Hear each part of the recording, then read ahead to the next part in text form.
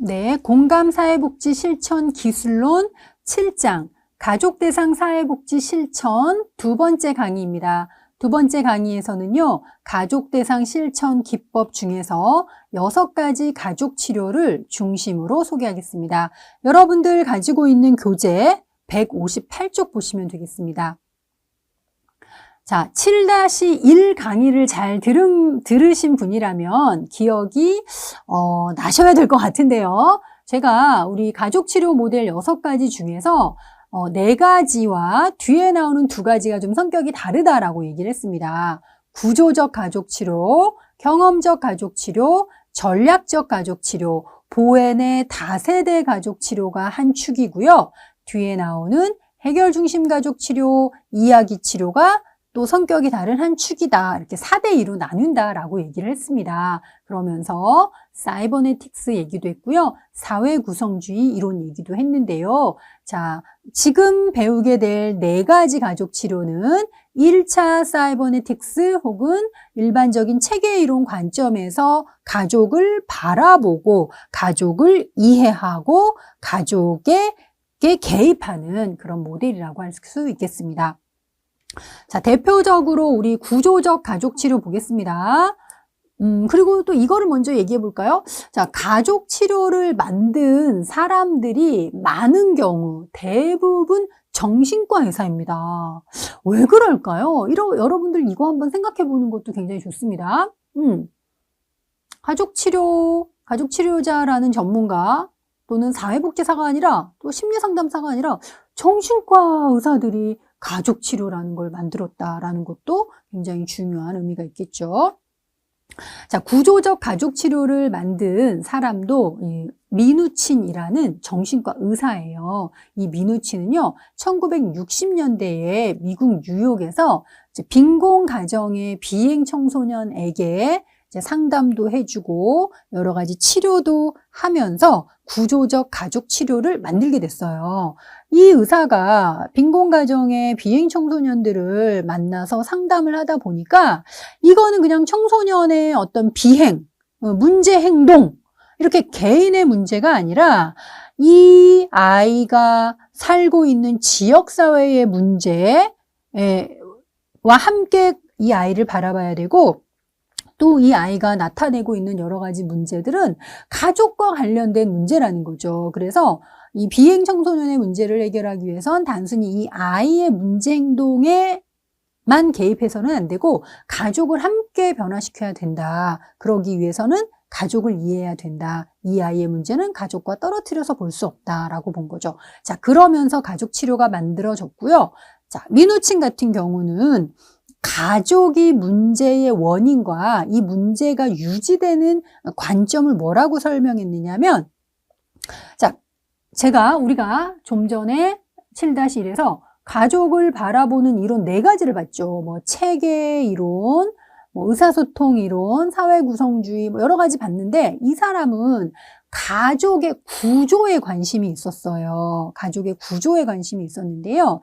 체계론적 관점이라고 볼 수도 있습니다. 가족의 구조에서 문제가 발생하는데 기능적이고 정상적인 구조가 아니라 역기능적 가족 구조 때문에 문제가 발생하고 그 가족의 문제가 유지된다라고 봤어요. 그렇다면 역기능적 가족 구조란 무엇인가? 이게 굉장히 중요하겠죠. 자, 여러분들 회색 박스에도 나와 있는데요. 구조적 가족 치료에서 본 가족 역기능의 원인은 가족 구조의 불균형인데 예를 들면 이런 거예요. 가족 성원 간 경계가 불분명해. 그럼 어떤 가족이 되죠? 밀착된 가족이 되겠죠. 또 가족 구성원 간 경계가 너무 경직되어 있어. 그러면 어떤 가족이 되죠? 서로 대화도 없고 관심도 없고 상호작용이 없는 유리된 가족이 됩니다. 또는 자녀와 부모는 어느 정도 부모로서 자녀로서 자기의 위치가 있어요. 위계 질서가 있는데 질서가 무너진 거예요. 그래서 위계 질서가 모호한 것, 이런 것들이 바로 가족 구조의 불균형인데 가족 구조의 불균형 때문에 가족에게 문제가 생기고 문제가 유지된다라고 봤습니다. 자, 이렇게 되면 우리가 또 해결이 잘 보이죠. 역기능적 가족 구조를 예를 들면 이런 세 가지로 봤기 때문에 요것들을 돌려놓으면 되는 거죠. 경계가 불분명하면 경계가 명료하도록, 경계가 너무 경직되어 있다면 경계가 또 약간 부들부들해지면서 명료해지도록, 위계 질서가 뒤집혀 있다면 질서 바로 잡는 것, 이런 것들을 통해서 가족의 역기능적 구조를 기능적 구조로 바꿀 수 있고 가족의 문제를 해결할 수 있다라고 보는 겁니다. 자, 그러면 역기능적 가족과 정상가족을 구분하기 위해서는 세 가지 질문을 해보면 된대요. 이 가족원들 성원 간의 경계선이 명확한가? 이거죠. 네. 두 번째, 부모 하위 체계의 위계 질서가 얼마가 확립되어 있는가? 그죠? 부모 자식 간에 이제 권위적인 이런 게 아니라 부모로서 자녀로서 질서와 위계가 있거든요. 근데 그게 뒤집혔을 경우 역기능적이라는 거죠. 또 체계가 얼마나 융통성을 지니고 있는가, 이런 것들에 대해서 질문하고 대답을 해보면 역기능적 가족인지 정상 가족인지 알 수 있습니다. 네, 파워포인트에서 성상이라고 되어 있는데 정상이라고 하는 것쯤은 눈치채주는 센스 기대하겠습니다. 네. 자, 네 번째는 개인 목표예요. 우리가 이 가족의 문제가 뭐냐라는 어떤 그 해석이 나왔죠. 그렇다면 개입의 목표도 생깁니다. 가족 구조의 역기능이 문제의 원인이잖아요. 그럼 가족 구조의 역기능을 어때요? 기능적인 것으로 바꾸면 된다는 거죠. 그거를 한마디로 하면, 자, 구조적 가족 치료의 목표는 가족의 재구조화입니다. 가족의 재구조화. 그죠? 특히나 이게 구조의 재구조화라는 거 중요합니다. 6가지 가족 치료 모델을 여러분들이 다 배우고 난 다음에는 표를 하나 만들어 보세요. 구조적 가족 치료의 개인 목표, 땡땡땡땡. 경험적 가족 치료의 개인 목표, 땡땡땡땡. 개인 목표를 쓸 수 있어야 되고요. 주요 인물 한번 써보시고요. 이 가족 치료의 특징 쭉 서너 가지 쓸 수 있어야 되고요. 대표적인 개입 기법. 자, 요거를 가지고 표로 만들고 여러분들이 채우시면 됩니다. 그리고 개입 기법의 이름만이 아니라 그 개입 기법은 어떻게 하는 건지 조금 써넣을 수 있으면 되겠죠. 완벽합니다. 그 정도 하시면 이 가족대상 실천 기법의 모든 문제를 맞추실 수 있을 것 같습니다. 자, 구조적 가족 치료의 개인 목표는 가족을 재구조화하는 거예요. 근데 재구조화하기 위해서는 어때요? 밀착된 가족은 조금 떨어뜨려 놓고, 너무 유리되어서 거리가 먼 가족은 좀 가깝게 붙여놓고, 자녀가 엄마 아빠 머리 꼭대기로 올라가서 위계 질서가 망가졌으면 내려뜨려 놓고, 이런 거죠. 이게 바로 개입의 목표를 실현하는 방법인데, 개입의 목표를 달성하기 위해서 무엇이 쓰인다? 개입의 기법들이 쓰이겠죠. 개입의 기법은 조금 이따 설명하고요. 자, 구조적 가족 치료의 주요 개념부터 하나 보도록 하겠습니다. 자, 가족 구조라는 말 많이 쓰죠. 이 가족 치료의 이름 자체가 구조적 가족 치료잖아요. 그래서 가족 구조를 아는 것이 중요한데요. 자, 구조적 가족 치료에서 가족 구조는 가족 구성원이 상호작용하는 방식이에요. 그런데 여러분, 가족 구조라는 말을 여기 말고 다른 데서도 많이 써요. 한부모 가족이라고 할 때도 가족 구조거든요. 그죠? 우리가 가족 성원들의 누구누구가 모여서 가족이 되었느냐라고 할 때도 가족 구조라고도 보지만, 이 구조적 가족 치료에서는 가족 구성원이 상호작용하는 방식, 요거를 가족 구조라고 봅니다. 그래서 이제 가족 구성원들이 상호작용하는 방법, 연속성, 예측되는 가족 행동, 이런 것들이 모여서 나름대로 가족 구조를 가지게 되는데요. 이거는 가족들이 상호작용하는 것들을 관찰해 보면 가족 구조를 파악할 수 있습니다. 자, 가족 구조, 가족 성원들의 상호작용을 보다 보면 엄마 아빠가 자녀들에게 어떤 부모로서의 영향력을 행사하지 못하고 자녀들이 엄마 아빠 위에 있네, 이런 게 보인다는 거죠. 그죠? 이렇게 나쁜 의미에서의 엄마 아빠가 자녀에게 명령하고 권위적인 행동을 하고, 그게 아니라 부모로서 자녀에게 행사하는 영향력은 있어야 되거든요. 부모로서. 그죠? 그게 어떤 아까 말했듯이 권위적이고 억압적이고 통제하는 것이 아니라 부모로서의 제 기능을 잘한다는 측면에서의 부모로서의 권위이고 역할입니다. 자, 하위 체계는 우리가 체계 이론에 설명하면서 얘기했으니까 또 다른 설명은 필요 없겠고 경계도 마찬가지입니다. 즉 구조적 가족 치료도요. 기본적으로 체계 이론을 바탕으로 해서 설명할 수 있습니다. 똑같은 개념이라고 볼 수 있습니다. 자, 경계선의 종류와 특징 보면 경직된 경계, 혼돈된 경계, 명료한 경계 나와 있죠. 경계선에 따라서 이제 가족의 특징도 달라지니까 보시면 되겠습니다. 자, 네 번째는요, 제휴인데요. 가족 체계의 한 성원이 다른 가족원의 활동에 협력하거나 반대하는 관계를 형성하는 것을 제휴라고 합니다. 그래서 편먹어가지고 더 세게 할 수도 있고, 누구를 조금 제외시킬 수도 있겠죠. 그래서 제휴에는 연합과 동맹이 있는데, 막 이렇게 세세하게까지 시험에 나오지는 않습니다만, 읽어는 두시기 바랍니다.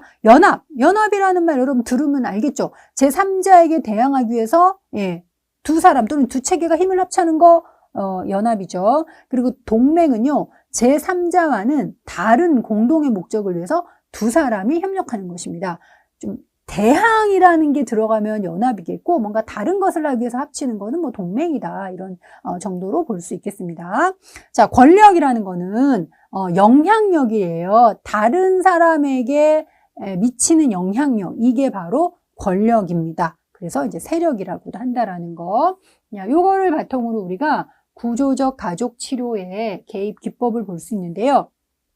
자, 합류하기는요, 저는 수업 시간에 그렇게 말을 해요. 우리가 사회복지 실천에서 클라이언트와 초반의 관계 형성, 라포 형성 중요하다라고 합니다. 라포 형성은 뭐냐면 클라이언트와 사회복지사 또는 치료자 간에 맺어지는 긍정적이면서 친밀하면서 믿을 수 있는 신뢰적인 관계, 이게 바로 라포잖아요. 요거를 가족 치료 장면으로 가지고 오는 게 합류하기예요. 자, 합류, joining, 합쳐지는 거죠. 누가 누구에게 합쳐지는 거냐면요, 가족 치료자가 가족에게 들어가는 거예요. 가족 속으로. 근데 이 가족 속으로 들어간다는 거는 가족과 인간적인 관계를 맺는 것입니다. 가족과 좀 더 친해지고요. 가족을 이해하는 무드로 들어가는 것입니다. 그러려면 어떻게 해야 될까요? 아, 이 가족은 문제투성이야 라고만 보는 것이 아니라 일단은 이 가족은 이렇구나 라고 그냥 그 자체로 수용하는 것, 그냥 이해하는 것, 그리고 가족이 보이는 어떤 특정한 뭐 의사소통이나 제스처나 이런 것들을 좀 따라 해보는 것. 우리가 어떤 사람이랑 나랑 비슷한 단어를 쓰거나 같은 단어를 썼을 때 되게 통한다 이러고 되게 반갑기도 하잖아요. 그런 것처럼 사회복지사가 이 가족이 보이는 독특한 어떤 행동이나 단어를 따라 했을 때도 가족은 사회복지사 치료자를 조금 더 친밀하게 느낍니다. 마음을 좀 열게 되죠. 그래서 개입 초기에 치료자가 가족과 조금 신뢰롭고 친밀한 관계를 맺는 거를 합류하기라고 볼 수 있습니다. 자, 두 번째는 실연인데요. 실연은 영어로 보면 enactment입니다. 행동을 해보게 하는 거예요. 우리 엄마는요, 용돈을 줄 때마다 맨날 잔소리를 많이 해요 라고 설명하는 것이 아니라, 그러면은 어머님 지금 따님에게 용돈을 주는 장면을 실제로 한번 대화를 나눠보시겠어요? 그러면서 용돈 줄 때 엄마가 잔소리하는 것, 엄마의 잔소리에 대해서 자녀가 어떻게 반응하는지를 실제 있었던 것처럼 해보라는 것이죠. 이게 바로 실연입니다. 그래서 이 기법은요, 문제를 표현해서 설명하는 방법과는 다르게 행동을 직접 표현해보게 하는 행동 중심적 개입 기법입니다. 아무래도 가족들의 교류가 그 현실 상황에서 어떻게 일어나는지 눈으로 관찰할 수 있고요. 한편으로는 그 즉시 바로 교정도 되거든요. 이런 방법입니다. 자, 세 번째는 경계 만들기인데요. 밀착된 가족은 좀 떨어뜨려 놓고 너무 떨어진 가족은 어때요? 조금 가깝게 하고 이게 경계를 조정하고 경계를 수정하는 겁니다. 그래서 너무 떨어진 가족은 상호작용을 하면서 좀 가깝게 하고요. 너무 밀착되어 가지고 간섭, 관여하는 경우는 자녀가 요거는 결정하게 한번 해두시죠. 어머님, 자녀가 얘기하도록 자기 의사 표현하도록 그냥 좀 지켜보시죠. 이렇게 하면서 좀 떨어뜨려 놓는 것, 이런 거 모두 다 경계 만들기가 되겠습니다. 자, 과제부요. 많이 알겠죠? 가족 상호교류에서 자연스럽게 발전될 수 없는 행위를 이제 실현해 보도록 하거나 또 가족이 좀 연습해 볼 필요가 있는 것들은 직접 해보게 하는 것. 이게 바로 과제부여입니다. 자, 균형 깨뜨리기는 뭐냐면요. 이거는 제가 또 수업 시간에 이렇게 말해요. 균형 깨뜨리기 앞에 괄호 열고 역기능적이라고 쓰라고 합니다. 균형을 깨뜨리는데 현재 이 가족이 가지고 있는 역기능적 균형을 깨뜨리라는 거예요. 우리 가족은 우리 부부는 뭐 20년 동안 다툼이 없었어요. 겉으로 보면 굉장히 평화로운 부부이고 사이가 좋은 잉크 부부, 금술 좋은 부부 같죠. 그런데 잘 들여다보니까 아버지는 지나치게 많은 권력을 가지고 있고 어머니는 권력이 하나도 없어요. 엄마는 맨날 아빠한테 잡혀 사는 거죠. 그러다 보니 아내는 남편의 의견을 무조건 다 순응을 하고 뭔가 의견을 내려고 하면 남편이 그냥 다 쳐내버리고 이렇게 돼서 갈등이 없는 거지. 사실은 있는 거죠. 이 가족이 평화를 겉으로라도 유지하는 거는 역기능적 균형 때문인 거죠. 자, 사회복지사는 이러한 역기능적 균형이 있을 때 의도적으로 한쪽의 편을 들어요. 그래서 그 균형을 깨트려야 됩니다. 왜냐하면 지금 있는 균형은 기능적인 게 아니라 역기능적이고 가족의 문제를 유지시키고 은폐시키는 균형이기 때문이라는 거죠. 자, 제가 예를 든 상황에서 사회복지사는 누구 편 들어야 돼요? 예, 힘이 더 많이 실린 남편 편 들어야 됩니까? 아니죠. 힘이 없는 아내, 엄마의 편을 일시적으로 들어서 이 균형이 깨뜨려져서 어떻게 보면 건강한 균형을 다시 잡을 수 있도록 해주는 것, 이게 바로 균형 깨뜨리기입니다. 자, 6번째, 긴장 고조시키기는요, 가족의 경계선을 조정을 하거나 또 뭐 연합하거나 이런 거에 개입을 해서 가족들 간에 말 그대로 긴장을 고조시키고 그래서 이제 역기능적 균형이라든지 역기능적 구조를 바꾸는 것, 이게 바로 긴장 고조시키기입니다. 자, 가족 성원 간의 상호 교류 유형을 차단시키거나 가족 성원 간의 의견 차이를 강조하는 것, 이런 것 모두 다 긴장 고조시키기가 될 수 있습니다.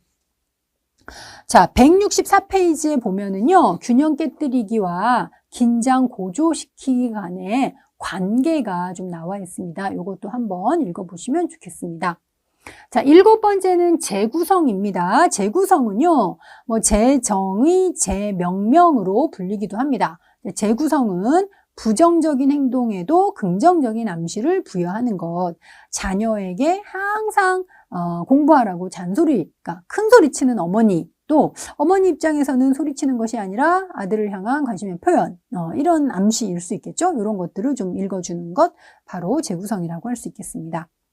자, 구조적 가족 치료의 개입 기법은 164페이지, 5페이지 표로도 정리되어 있습니다. 정리하시기 바랍니다.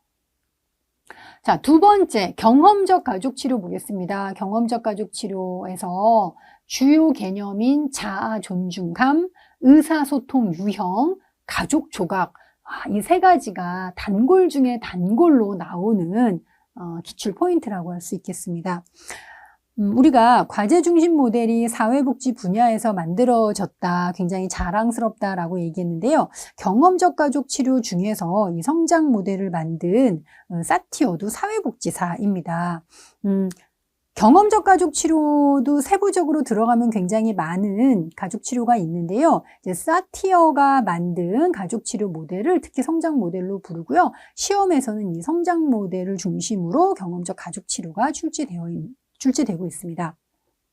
이 사티어는 여러분 경험적 가족 치료 또는 성장 모델이라고 불리는 이유에서 설명하듯이 가족 간의 따뜻한 경험, 그 경험을 통한 성장을 중요시했어요. 그래서 성장 모델이라고 부릅니다. 이 경험적 가족 치료에서는요, 가족 구성원들이 서로 관심을 주고 애정을 주고 자아 존중감을 높여주면서 성장을 서로 도와주는 가족을 건강하고 정상적인 가족이라고 봤고요. 자아 존중감 무시하고 굉장히 정서가 메말라 있고 회피적이고 자기 방어적인 가족 성원들이 모인 가족은 역기능적 가족이고 문제가 있는 가족이라고 봤습니다. 자, 그러면 개입의 목표가 나오겠죠. 개인과 가족의 상호작용을 좀 따뜻하게 하고 서로에게 애정과 관심을 줌으로써 자아 존중감도 높여주고 그래서 결국은 개인이 성장하고 가족이 전체로서 성장할 수 있는 경험을 하게 하는 것이 바로 경험적 가족 치료의 개입의 목표가 되겠습니다. 자, 주요 개념은요, 자아 존중감과 의사소통 두 개 보시면 되는데, 최근에 제가 그림에서 보여드리는 것처럼 자아 존중감의 요소, 무엇을 존중하고 무엇을 무시하느냐에 따라서 어떤 의사소통을 하느냐, 이게 좀 시험에 나오고 있습니다. 자, 이 경험적 가족 치료에서는요, 자아 존중감이 어떠냐에 따라서 이 사람이 어떤 의사소통을 보이느냐 연결해서 설명하고 있어요. 우리가 자아 존중감이 높은 사람들은 오히려 자기를 좀 그러니까 깎아내리는 게 아니라 자기를 겸손하게 표현합니다. 그죠? 그리고 다른 사람의 잘못을 지적하고 이런 사람이 내가 잘나고 자아 존중감이 높아서가 아니라 자아 존중감이 낮아서 또 그렇다라고 보기도 하잖아요. 그래서 이 자아 존중감과 의사소통 유형을 연결해서 시험 문제에 내고 있는데 여러분들 이거 잘 이해하시면 좋겠습니다. 자, 먼저 자아 존중감이라는 개념부터 볼게요. 자아 존중감은 한 개인이 자기 자신에게 내리는 평가예요. 그래서 이 경험적 가족 치료 모델에서 제일 중요한 개념인데요. 자, 자아 존중감은 그 주요 양육자이죠. 대부분 이제 어머니, 아버지와 같은 부모가 주요 양육자가 되는 경우가 많은데요. 이거 역시도 어렸을 때 주요 양육자와의 관계에서 그 경험이 자아 존중감 형성에 영향을 미칩니다. 아무래도 부모가 사랑으로 애정으로 존중하면서 이제 키우는 경우 자녀의 자아 존중감은 높아지겠죠. 내 아이들의 못하는 거, 부족한 거 지적하고 혼내고 때리고 이렇게 하다 보면 자녀 스스로도 나는 별로 할 수 있는 게 없는 애, 나는 별로 존중받지 못하는 아이, 나는 별로 쓸모없는 아이 이렇게 낮은 자아 존중감을 형성하게 됩니다. 그래서 부모가 자녀에게 역기능적인 의사소통을 자주 사용할 경우 자녀의 자아 존중감은 낮아집니다. 부부끼리 보이는 의사소통, 부모가 자신 스스로에게 하는 의사소통도 자녀의 자아 존중감에 영향을 미치겠죠. 자, 그래서 여러분들 176페이지에 나와 있는 그림 또는 화면에 나와 있는 그림을 한번 보도록 하겠습니다. 자, 자아 존중감의 요소는 자기, 타인, 상황인데요. 나에 대해서도 존중을 하고 다른 사람도 존중하고 요 상황도 존중을 하면은 어때요? 일치형 의사소통을 하게 돼요. 그런데 자기 자신은 무시하고 네가 오라, 이 상황도 오라라고 해요. 나만 무시해, 나를 무시해. 이러면 내가 잘못했어 이렇게 되는 거예요. 자, 또 하나는 나는 오라, 이 상황도 오라. 근데 너가 문제야, 너 잘못했어. 벌써 나오죠? 타인을 무시하게 되면 비난형 의사소통을 하게 됩니다. 그런데 나도 무시하고 타인도 무시하고 상황만 오라. 그러면 초이성형 의사소통을 하게 되고요. 나도 무시, 타인도 무시, 상황도 무시, 어떤 의사소통에 초점도 없고 맥락도 없고 이해도 안 돼요. 굉장히 산만한 소통을 하게 되죠. 그게 바로 산만형 의사소통을 하게 되는 겁니다. 자기, 타인, 상황 다 무시할 경우. 그래서 무엇을 존중하고 무엇을 무시하느냐에 따라서 의사소통 유형이 달라지기 때문에 이거 꼭 기억하시기 바랍니다. 암기 물론 중요하죠. 근데 이거는 이해 없이는 여러분 암기 어렵습니다. 이 상황, 내가 보이는 의사소통과 나의 자아 존중감의 관계, 우리 가족이 보이는 자아 존중감의 수준과 의사소통 이런 거 연결시켜서 이해한다면 조금 더 여러분들 오래 머릿속에 간직할 수 있을 것 같아요. 자, 제가 먼저 의사소통 유형을 얘기해 버렸는데 그래도 우리가 의사소통 유형을 조금 자세히 보도록 하지요. 자, 167페이지에 보니까 시험에 연속적으로 계속 나왔네요. 그죠? 168페이지 보겠습니다. 자, 일치형 의사소통은요, 기능적 의사소통이에요. 그래서 의사소통의 내용과 감정이 일치하죠. 타인의 감정도 잘 알아차리고, 그거를 적절하게 표현해요. 나도 존중, 타인 존중, 상황 존중이죠. 자, 비난형 의사소통은요, 타인을 무시하는 의사소통입니다. 자신 존중, 타인 무시, 상황 존중입니다. 회유형은요, 일단은 내가 잘못했어, 예요. 너도 옳고 상황도 옳은데 나는 틀렸어. 그래서 나의 내적 감정이나 생각은 무시하고 다른 사람의 비유에 맞추려는 소통이죠. 자, 초이성형은 계산형이라고도 하는데요. 자신과 타인을 무시하고 상황만을 중요시해요. 옳고 그른 것, 규칙을 절대시하죠. 완고하고 냉담한 자세를 취하고 독재적으로 행동합니다. 전문적인 자료나 근거를 제시합니다. 연구에 의하면 뭐 이런 얘기 많이 한다라는 거죠.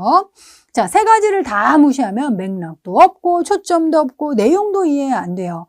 예. 모두 다 무시해서 주제나 상황에 맞지 않는 말을 하면서 산만하게 행동을 하고 또 의사소통을 합니다. 자신 무시, 타인 무시, 상황 무시입니다. 그림 잘 봐두세요.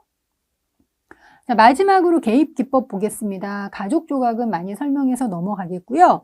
가족 그림은 가족 조각과 비슷한데 대신 그림을 그리는 겁니다. 가족원에게 자신이 느끼는 대로 자유롭게 가족에 대해서 한번 그림을 그려보게 해요. 그러면 다른 가족원이 그린 그림을 보면서 이 사람은, 우리 엄마는, 우리 아이는, 우리 아들은, 우리 남편은 우리 가족을 어떻게 느끼고 있구나라는 거를 이해할 수 있습니다. 자, 모의 가족은요, 가족 내 바람직한 의사소통 방법을 배우기 위해서 모의 형태의 가족이 되어 연습해보는 기법이라고 할 수 있습니다. 네 번째는 빙산 기법인데요. 이 사티어의 가족 치료는 다양한 수준에서 가족 치료가 이루어지는데 우리가 무의식, 의식 이렇게 나누는 것처럼 사티어 같은 경우는 이제 개인의 빙산에 비유를 해서 이제 표면적으로 보이는 것들은 이제 행동 수준에서 이제 변화를 일으키는 것, 그리고 조금 내면으로 내려와서 인간의 감정이나 기대나 열망 이런 것들을 변화시키는 이렇게 좀 수준을 나누었습니다. 그래서 수면 위에 보이는 조그만한 빙산은 사람의 행동이고 수면 밑에 있는 빙산은 그 밑이 더 심오하게 깊죠. 커다란 빙산은 우리들의 감정이나 뭐 지각이나 열망 같은 것이 담겨 있어요. 그래서 이제 사티어는 결국은 우리가 감정, 기대, 열망, 이렇게 표면적으로 보이는 것을 이해하는 것도 중요하지만 그 이면에 있는 더 기저에 있는 것들을 알아내는 거 되게 중요하잖아요. 그래서 일단 요 수면 아래를 탐색해서 이제 클라이언트를 좀 이해하고 요런 것들을 변화시키는 것을 목표로 했습니다. 특별한 뭐 기법이라기보다는 인간의 어떤 그 수준, 이 수준이 뭐냐면 행동이나 뭐 감정, 기대, 열망 같은 심리적이고 정서적인 부분 이런 것들을 좀 층으로 나누어서 이제 겉으로 보이는 것보다는 요 밑에 것들을 결국 변화시키기 위한 것을 목표로 한다. 이 정도 보시면 되겠습니다.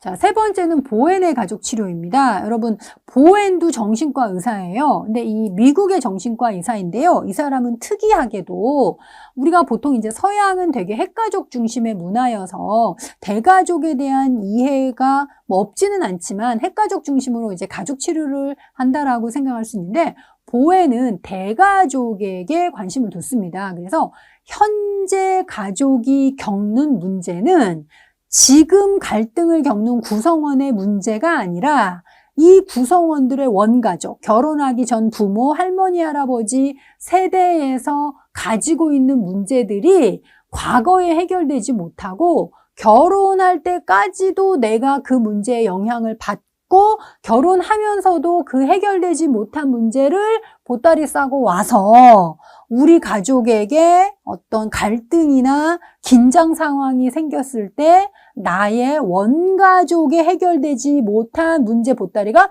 풀어지는 것. 이게 지금 우리 가족의 문제라고 봤어요. 이해되셨어요?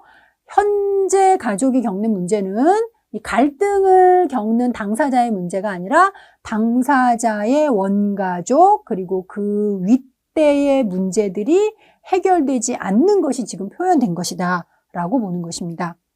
자, 그래서 가족 및 가족에 관한 관점을 보면은요, 그 가족이 아까 제가 얘기한 것처럼 가족의 역사를 봐야 이 가족의 문제가 보인다라고 얘기하는 것입니다. 자, 현재 가족의 문제는 원가족에 해결되지 않은 문제가 세대를 통해서 내려온 것, 전수된 거예요. 예, 그래서 이전 세대에서 제대로 해결되지 않은 문제가 다음 세대로 넘어가서 문제를 일으킨 것입니다. 그래서 우리들이 지금 겪는 문제를 내 자녀에게까지 이어주고 싶지 않다면 괴롭고 힘들더라도 끊어내야 됩니다. 예, 끊어내는 거. 그게 바로 자아분화죠. 자아분화가 보행 가족 치료의 개입의 목표입니다. 자, 주요 개념을 보시면요. 자아분화, 삼각관계, 요 정도가 가장 많이 나오고 나머지는 더 어렵고 좀 대학원 과정 이런 데서 나오기 때문에 그냥 읽어보셔도 되는데요. 자아분화라는 개념은 꼭 알고 가셔야 됩니다. 자아분화는요. 개인 내적으로 보면, 그러니까 한 사람으로 볼 때는 생각과 감정을 분리하는 능력이에요. 그래서 자아분화 수준이 높으면 내가 정서적으로 좀 혼란이 되어 있어도 생각은 바르게 할 수 있어요. 너무 그 정서에 휩쓸리지 않는다는 거죠. 반면에 자아분화 수준이 낮으면 내가 기분이 나쁘면 생각도 엉망진창이 되는 거예요. 또 타인과의 관계에서의 자아분화를 설명하면 나와 타인을 구분할 수 있는 거예요. 타인의 기분에 내가 휩쓸리지 않는 것, 타인의 기분에 내가 지배당하지 않는 것, 이런 게 바로 자아분화 수준이 높은 거죠. 자, 그래서 가족 간의 관계에서도 가족성은 개개인들의 자아분화 수준이 높아야 가족 전체가 건강할 수 있습니다. 자, 삼각관계 볼게요. 이 그림을 한번 보도록 하겠습니다. A는 남편, 남자고 B는 아내, 여자이죠. 자, 갈등이 없는 안정된 관계에서는요, 어느 쪽도 불편하지 않아요. 그래서 뭐 문제가 일어나도 두 사람이 대화와 약간의 다툼이 있을 수 있지만 그런 거를 통해서 그냥 문제가 해결돼요. 그런데 A와 B가 되게 극심한 갈등, 오래된 갈등, 만성적인 갈등으로 인해서 관계가 나쁠 때에 이제 갈등이 생기면 이거는 이제 대화나 기존의 방법으로 해결되지 않는 거죠. 뭔가 굉장히 불편한데 해결은 잘 안 돼요. 이럴 때 더 취약하고 약하고 이 관계를 불편함을 겪어내지 못하는 사람이 제3자를 끌어들여요. 대부분 자녀입니다. 자녀 중에서도 조금 취약한 자녀를 탁 끌어들여요. 그래서 관심을 C에게 쏟게 됩니다. 그러면 A와 B, 부부 사이에 있었던 긴장은 일시적으로 갈등이 없는 것처럼 보여요. 그리고 A와 C, 아빠와 자녀, 아들은 갈등이 오히려 새롭게 생기죠. 엄마는 과도하게 관심을 주고요. 아빠랑은 관계가 틀어져요. 그러면 C는 증상이 생깁니다. 이런 경우 이제 희생양이 되기도 하고 삼각관계에 이제 휘말려 들어간 제3자가 되기도 하죠. 이럴 때 엄마 아빠가 싸워서 생긴 갈등이나 두 사람의 긴장은 두 사람이 해결해야 되는데 쓸데없이 제3자가 끼어들어갔잖아요. 이게 삼각관계이고요. 이 삼각관계를 벗어나게 하는 게 탈삼각화라는 기법이 되겠습니다. 자, 정서적 단절이나 핵가족 정서체계 이런 거는 읽어보시면 될 것 같습니다. 개입기법에서 탈삼각화는요, 가족 내에 형성되어 있는 삼각관계를 벗어나게 함으로써 가족원들이 자아분화되도록 돕는 방법입니다. 자, 가계도는요, 보엔 혼자 만든 건 아닌데 보엔이 미국 정신건강연구소에서 일하던 시절에 가족 도표라는 거를 만들었는데 그의 제자 중 한 사람이 이를 가계도라고 명명을 했고요. 또 여러 사람들이 이런 거를 정리해서 가계도를 만들었다라고 합니다. 보엔이 또 기여한 바가 많다라고 합니다. 그래서 또 3세대 이상의 가족을 이해하기 위해서 가계도를 많이 씁니다. 자, 그 다음에 전략적 가족치료 넘어가겠습니다. 전략적 가족치료하고요. 다음에 5번에 나오는 해결중심 가족치료에 공통점이 있어요. 물론 제가 이 두 개는 완전히 성격이 다른 가족치료 그룹이다라고는 했지만 공통점이 그 중에도 있는데 뭐냐면요. 어쨌든 문제를 해결하는 해결에 관심이 있습니다. 전략적 가족치료도요. 문제를 해결하는 전략을 많이 고안해냈어요. 그래서 전략적 가족치료라고 합니다. 자, 전략적 가족치료도 그 안에 여러 유형이 있지만 기본적으로 가족의 문제를 해결하기 위한 전략을 만들어내는 데 관심을 가졌다는 공통점이 있습니다. 자, 특징을 보시면 그렇고요. 그 다음에 가족의 증상 및 역기능적 가족에 대한 관점, 이번 시험하고도 좀 관련이 되어 있습니다. 여러분들 이런 말을 하면 좀 불편할 수도 있는데요.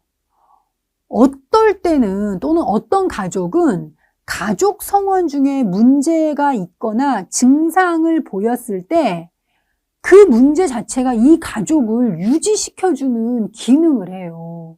웃기죠?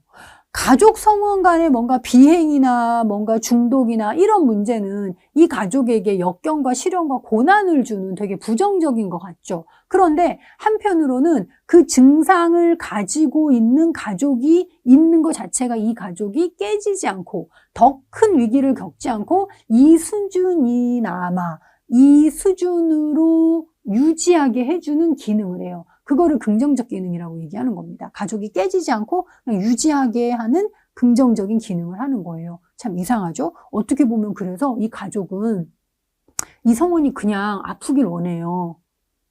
그런 거를 표면적으로 나타내진 않지만 가족의 상호작용을 보면 그렇다라는 겁니다. 그래서 전략적 가족 치료는요, 이 가족을 유지시켜주는 가족의 그 역기능적인 문제 또는 그 연결고리를 끊어내려고 합니다. 예, 어떤 가족은 그걸 원하지 않기도 하거든요. 예, 굉장히 복잡한 역동성이 숨어 있습니다. 자, 그래서 이 전략적 가족 치료에서는요, 가족원의 증상은 안정적인 가족을 유지하고 보존하기 위해서 필요한 것으로 이해된다라는 것이죠. 그죠? 그래서 예를 들어서 갈등이 심한 부부의 자녀에게 이 정서 행동 장애 같은 경우는 아이에 대한 걱정 이런 것 때문에 부부가 그래도 똘똘 뭉쳐서 아이에 대해서 걱정하고 방안을 모색하고 이렇기 때문에 뭐 이혼하지 않게 되거나 이런 게 있거든요. 그러면 이제 아이의 증상은 가족을 유지하는데 필요하거나 유지하게 하는 긍정적인 기능을 한다라는 거죠. 그렇지만 그 긍정이 진짜 긍정일까는 좀 생각해 봐야 되겠죠. 자, 개인 목표 및 특징 보면 일단 제시된 문제를 해결하는 것이지만 이 가족의 역기능적 상호작용의 산물인 증상을 완화하고 또 혼란되어 있거나 불명확한 위계 질서를 회복시키는 것, 이런 거를 1차적 개인 목표로 보고 있습니다. 자, 그래서 22회 문제에는 전략적 가족 치료의 개인 목표, 의사소통과 행동 문제의 순환고리를 끊고 연쇄작용을 변화하는 것. 왜냐하면 이 순환고리를 통해서 이 가족은 문제가 계속 유지되고 한편으로는 가족이 깨지지 않고 그냥 가족이 또 유지되는 거이거든요. 그거를 아프지만 끊어내겠다는 게 가족치료의 목표입니다. 자, 전략적 가족 치료 안에는 굉장히 세부적인 학파가 있다라고 했는데요. 이 전략적 가족 치료 학파 중에는 이 의사소통 이론을 연구한 사람들이 많이 있습니다. 그래서 이중구속과 이중구속 메시지 이런 것들도 전략적 가족 치료 학파의 사람들이 발견해낸 개념이고 또 전략적 가족 치료에서 중요시하는 것입니다. 자, 의사소통, 이중구속은 설명 안 해도 알겠고요. 자, 보완적과 대칭적 관계 한번 설명해 볼게요. 전제할 거는 뭐냐면요. 우리가 뭔가 보완적이다 그러면 되게 긍정적이고 좋은 의미죠. 대칭적이라는 거는 균형을 이루는 이것도 좀 좋은 것 같죠. 근데 다 역기능적일 수 있다라는 거로 봅니다. 자, 전략적 가족 치료에서는요. 의사소통이 이루어지는 관계를 대칭적이거나 보완적 관계로 보는데요. 자, 대칭적 관계는 뭐냐면요. 남편이 자기 주장을 하면 아내도 자기 주장을 해서 딱 갈등이 생겨. 그러면 남편은 더 강한 주장을 해. 그러면 아내도 감정이 또 폭발해서 더 강한 주장을 해. 팽팽한 거죠, 서로. 이게 대칭적 관계예요. 보완적 관계는 뭐냐면요. 차이를 극대화하는 상호작용인데요. 한 사람이 이러니까 이런 결정을 보완하기 위해서 이렇게 한다. 이게 아니라 남편이 강하게 자기 주장하면 아내는 더 순종적이고 더 수동적인 반응을 하는 관계가 만들어진 게 보완적 관계예요. 둘 다 건강하거나 기능적인 건 아닌 거죠. 이러한 것들도 전략적 가족 치료에서는 좀 수정하려고 합니다.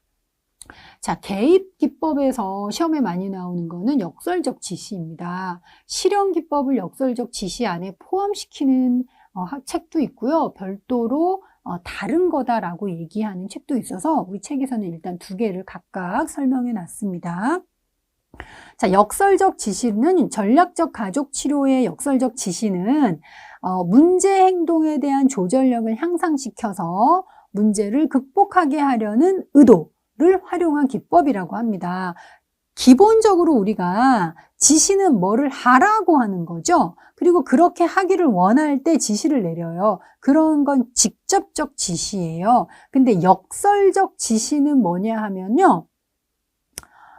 문제 행동을 더해라 라고 해요. 우리는 보통 우울한 증상이 문제라면 우울하지 않게 하는 방법들을 지시하죠. 낮에 운동을 한다거나 반신욕을 한다거나 뭐 이런 거죠. 그런데 역설적 지시에는 우울한 사람에게 하루 3시간 시계 맞춰놓고 3시간 동안 계속 우울한 생각만 하고 우울한 정서에 빠져 있어라 라고 이상망상 괴상한 이 역설적인 지시를 한다는 거죠.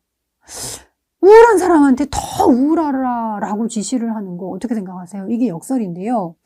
우울한 사람한테 3시간 동안 우울에 빠져 있어라 라고 했을 때 진짜 3시간 동안 우울에 빠져 있을 수 있는 사람이라면 우울이라는 증상을 통제하고 조절하는 힘이 그 안에 있다라는 거예요. 그 클라이언트 안에.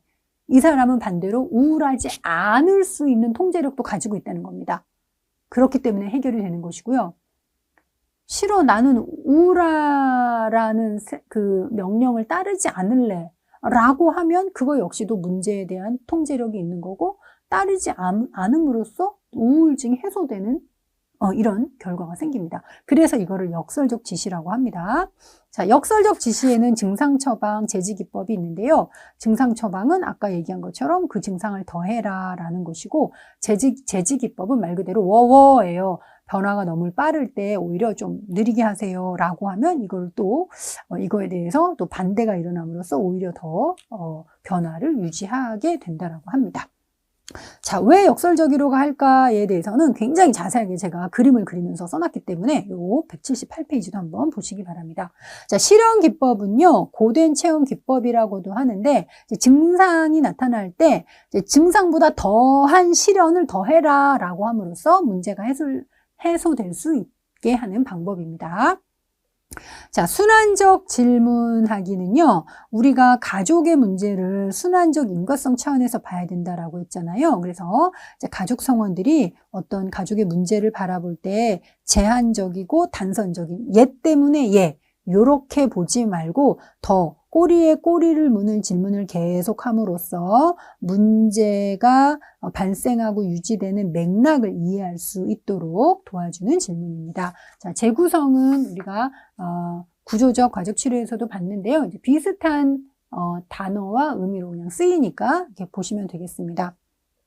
자, 긍정적 의미 부여하기 같은 경우도 제가 아까 그 장애가 있는 아이의 이런 증상이 가족, 부부가 이혼하지 않고 그냥 가족을 유지하게 하는 어떤 기능을 하거나 의미를 한다라고 할 수 있다라고 전략적 가족 치료에서 본다라고 했죠. 이제 그런 게 바로 긍정적 의미 부여라고 볼 수 있습니다. 자, 5번째 해결 중심 단기 치료 보겠습니다. 자, 해결 중심 가족 치료도 단기 치료라는 거 꼭 기억해 두시고요. 180페이지에 나와 있지만 해결 중심 단기 치료는 사회 구성주의 영향을 받았습니다. 그리고 병리를 강조하지 않고요. 해결에 초점을 둔다라는 거 기억하시기 바랍니다. 오른쪽에 나와 있는 것처럼 사회 구성주의 영향을 받은 가족 치료 2개 있습니다. 해결 중심 가족 치료, 이야기 치료 기억하시기 바랍니다. 자, 클라이언트에 대한 관점, 사회복지사의 역할, 협력자, 자문가 볼게요. 1차적 가족 치료, 즉 1차 사이버네틱스에 의해서 설명이 되고 또 그 작동을 하는 가족 치료에서는 대부분 치료자가 가족 밖에서 가족을 바라보면서 문제에 대한 진단 가능한 거죠. 원인과 결과도 알 수 있고 해결책, 처방전도 준단 말이에요. 그래서 이 치료자의 어떤 전문적 권위를 굉장히 중요시했습니다. 그런데 이 사회 구성주의에서는 그리고 2차 사이버네틱스에서는 치료자가 외부에서 그 가족을 바라보고 가족에게 영향력을 미칠 수 없다라고 보는 거죠. 치료의 주체는 가족이라고 보는 것입니다. 그래서 사회복지사는 뭐 치료의 전문가가 아니라 그냥 협력자 정도예요. 도와주고 협력하는 역할이지 치료의 주체는 아닙니다. 그래서 협력자, 자문가의 역할을 한다라고 봅니다. 자, 문제에 대한 관점도요. 자, 독특한데요. 문제 자체가 뭐 역기능이 문제가 아니라 어려움이라는 거는 누구나가 겪을 수 있는데 그 어려움을 제대로 풀어내지 못하고 자꾸 반복적으로 잘못 다루기 때문에 어려움이 발생하고 유지된다라고 보는 거예요. 저는 수업 시간에 이런 설명을 합니다. 여러분이 답답한 방 안에 갇혀 있어요. 공기도 희박해지고 점점 이 공기가 좋지 않아요. 공기의 질이 좋지 않아요. 너무너무 답답하고 기분도 안 좋아지고 있어요. 이게 여러분이 겪고 있는 어려움입니다. 자, 문제를 해결하려면 문을 열고 나가야 되죠. 근데 이 방의 문은 손잡이를 오른쪽으로 돌렸을 때 문이 열리거든요. 오른쪽으로 돌려서 손잡이가 작동을 해서 문을 열고 나가면 되는데 이 클라이언트는 계속 왼쪽으로만 돌리는 거예요. 손잡이를. 그러면 문이 안 열리거든요. 이게 문제라는 거예요. 왼쪽으로 돌려서 안 열리면 오른쪽으로도 돌려봐야 되는데 자꾸 안 되는 왼쪽으로만 돌려요. 그러면 클라이언트가 오른쪽으로 돌릴 수 있는 방법을 찾을 수 있도록 도와주고 오른쪽으로 돌려서 나갈 수 있도록 해줘야 되죠. 비슷한 상황이 왔을 때 다른 방법을 시도해서 성공할 수 있도록 해주는 것. 이게 바로 어떻게 보면 문제에 대한 관점이고 어떤 치료, 개입의 원리라고도 할 수 있습니다. 자, 그래서 이 해결 중심 단기 치료는요, 182페이지에 보는 것처럼 병리적이고 문제 중심적인 접근 대신에 건강하고 긍정적인 것, 과거보다는 미래에 초점을 맞춘다라고 볼 수 있습니다. 자, 해결 중심 단기 치료의 개입 원리, 병리적인 것 대신에 건강한 것에 초점을 둔다. 자, 두 번째, 탈이론적이고 비규범적이다. 시험에 자주 나오는 표현입니다. 특정 이론에 얽매이지 않기 때문에 탈이론이고요. 이렇게 해야 돼. 이렇게 하는 거는 맞고 저렇게 하는 건 틀려라고 딱 그 판단이나 평가의 기준을 제시하지 않아요. 그래서 비규범적이라고 합니다.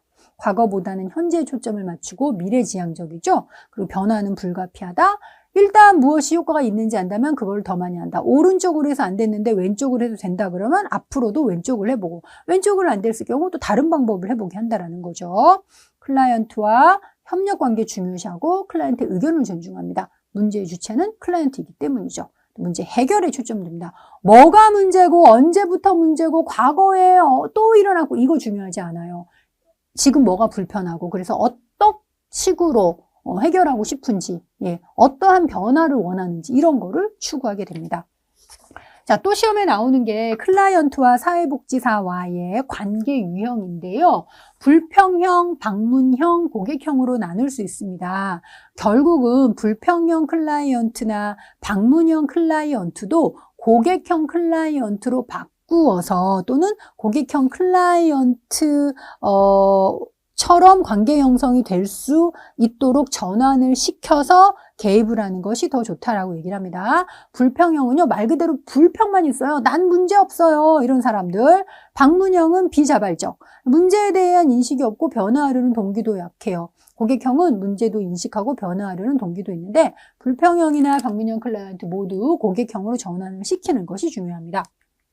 자, 해결 중심 단기 치료에 대한 질문. 이거는 너무 많이 여러분들이 알고 있어서 굳이 제가 설명을 해야 되나 싶기도 하지만 그래도 처음 듣는 사람도 있기 때문에 설명을 간단히 하도록 하겠습니다. 자, 해결 중심 단기 치료에서는요, 이 질문들이 주로 시험에 많이 나오고 아까 얘기했던 사회복지사와 클라이언트의 관계 유형이 나오는데요. 치료 면담 전 변화에 대한 질문은 클라이언트가 치료를 받으러 오기 전에 있었던 변화들에 대해서 질문을 합니다. 자, 두 번째는요, 기적 질문이에요. 기적이 일어나서 문제가 해결되었다고 상상해 보게 합니다.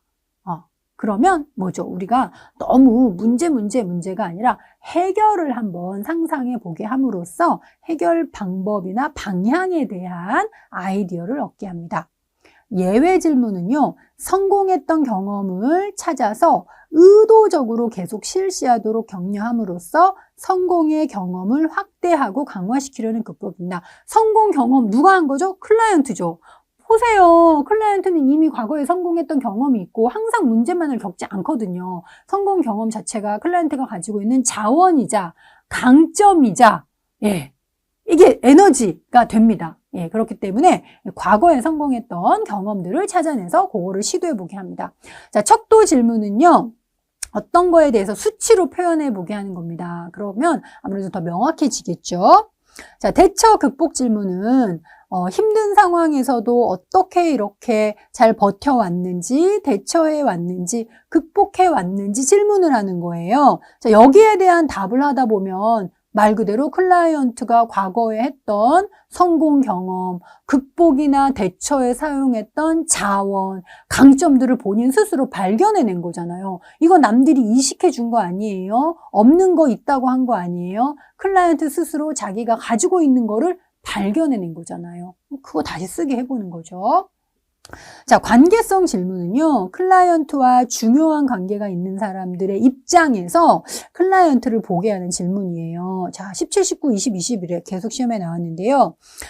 너무 우리가 자신에만 매몰되다 보면 이렇게 주변을 잘 못 볼 수도 있잖아요. 그런데 타인의 입장에서 상황을 보게 되면 이전에는 몰랐던 가능성을 발견해낼 수 있기 때문에 관계성 질문을 해보기도 합니다.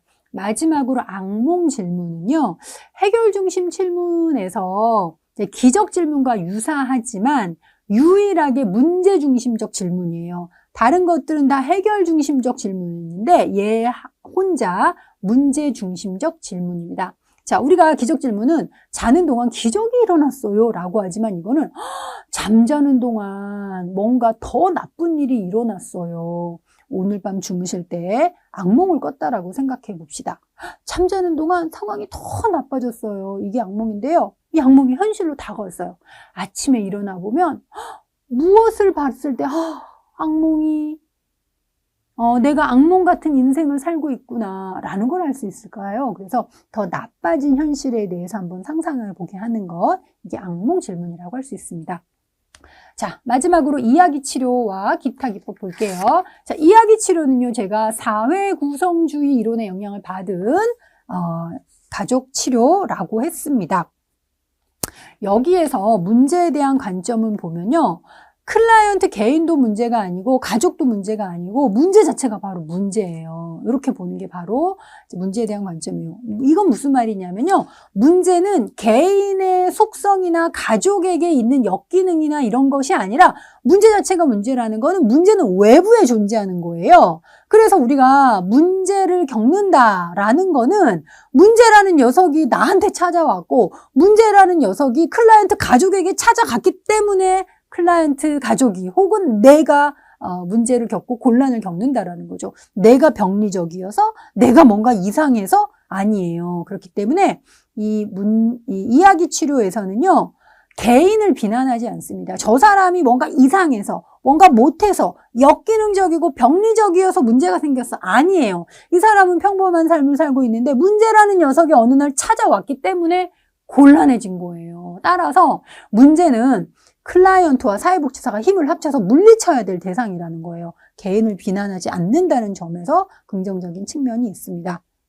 자, 이야기 가족 치료의 개인 목표는요, 22회 시험에서도 나왔는데요. 문제 중심의 이야기에서 벗어나서 새롭고 건설적인 가족 이야기를 작성하는 것입니다.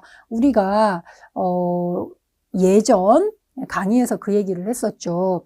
사회 구성주의 얘기하면서 이 사람이 처한 형실은 사회적인 상호작용에 의해서 구성이 되는데 많은 부분이 이야기, 의사소통을 통해서 상호작용이 이루어지고 이야기가 만들어지고 그게 현실로 구성이 된다라고 했습니다. 지금 내가 겪고 있는 것에 대해서 새로운 이야기로 풀어나가면 나의 현실은 또 새롭게 구성이 되기도 하거든요. 그게 바로 이야기 치료의 개입의 목표가 되겠습니다.